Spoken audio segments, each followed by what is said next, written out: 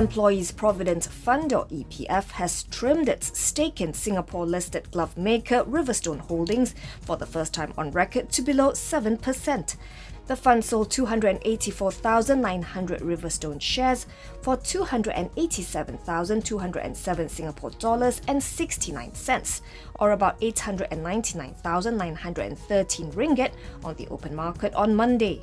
According to Riverstone's filing with the Singapore Exchange, the EPF's deemed interest in Riverstone fell to 6.981%, comprising 103.47 million shares after the transaction. Prior to the transaction, the EPF had a 7% stake comprising 103.76 million shares in Riverstone.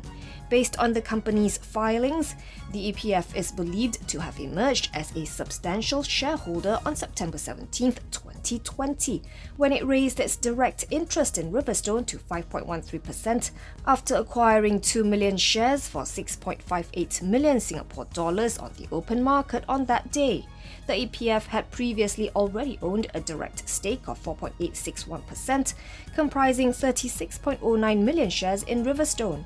It had subsequently bought more Riverstone shares in one transaction each in October and December 2020 to raise its stake in the company to about 7% before the share disposal earlier this week.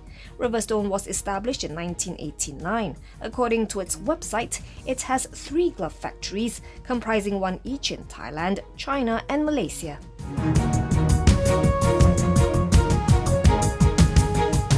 AirAsia Group's share trade volume spiked to 104.35 million today from 6.84 million yesterday, while the stock's price rose past RM1 for the first time in over 5 months, as investors cheered Malaysia's planned tourism spots reopening, which offers recovery hope for the beaten-down aviation sector. The budget airline's share price closed 8.11% higher at RM1 after rising to an intraday high of RM1.01, which is the highest since April 9, 2021, when the stock's price closed at RM1.02. Over the last 1 year, the stock's price has risen to current levels from its closing price of 65 cents on September 24, 2020. Meanwhile, its share trade volume at 104.35 million today is the highest in over 6 months, possibly since March 16, 2021, when the stock's volume stood at 124.84 million.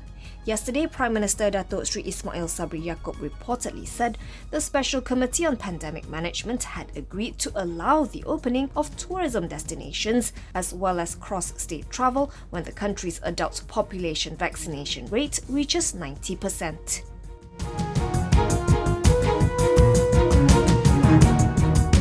Finance Minister Tengku Datuk Sri Zafrul Abdul Aziz said Malaysia is on track to fully vaccinate 100% of its adult population by the end of October. Complementing this vaccination program is over 300 billion ringgit worth of assistance still available, which he said will support the nation's gross domestic product that is expected to grow between 3% and 4% this year. As of yesterday, 68.4% of the population had received at least their first vaccine dose, including the 58.1% who are fully inoculated. In terms of the adult population, 93.3% have received at least the first jab, including the 81% who are fully vaccinated. Separately, Health Minister Khairi Jamaluddin said in Parliament that the government is contemplating circuit breaker measures to contain outbreaks as the nation inches towards the endemic phase in dealing with COVID-19. Khairi said it has not been decided yet, but such measures would be necessary if a certain locale in the country records unusually high transmission of COVID-19 infections. He added that Malaysia must mirror the measures taken by Singapore to avoid another national lockdown. The island nation's major circuit breaker, implemented in April and May last year, was hailed by its experts as a success, as it had stemmed the spread of the virus in the community. As for the country's herd immunity target, Khairy said the more contagious Delta variant of COVID-19 has thrown out the ministry's calculations, and the focus now is to ensure the broadest possible coverage of vaccination, which includes teenagers and possibly children in the future. He also said the number of breakthrough deaths among 14 million fully vaccinated people in Malaysia stood at just 0.01%, whereas 0.07% were admitted to the intensive care unit. This, he said, shows that while the vaccines are not 100% effective, they are working.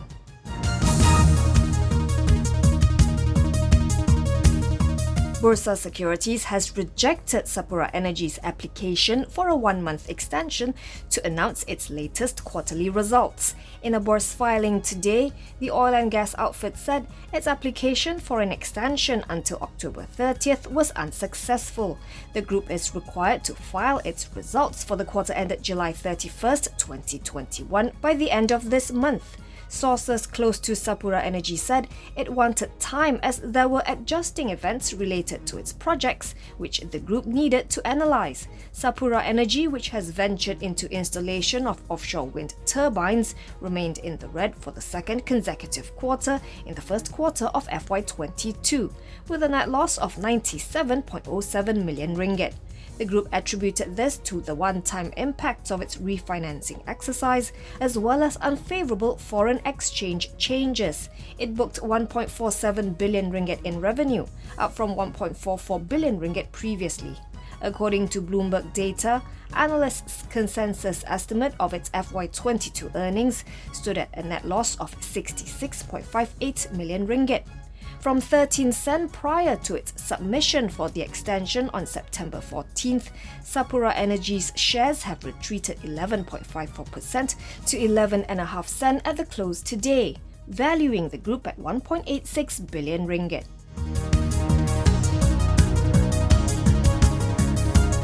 Government revenue increased 4.6% year-on-year to 106.4 billion ringgit for the first half of 2021, missing the budget 2021 estimate, Bernama reported.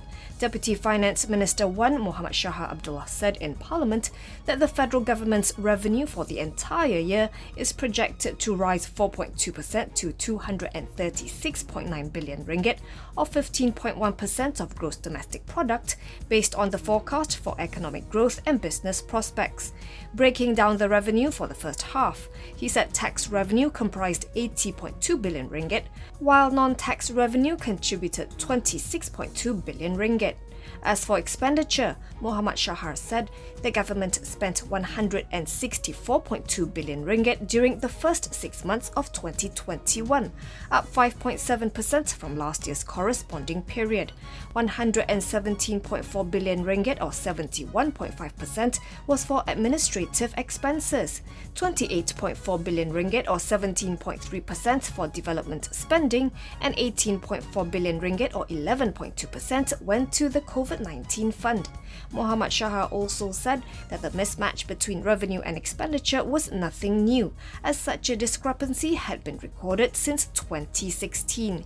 He explained that revenue is expected to grow significantly in the second half of the year, boosted by additional collection based on companies' tax filings, which were finalized only at the end of June.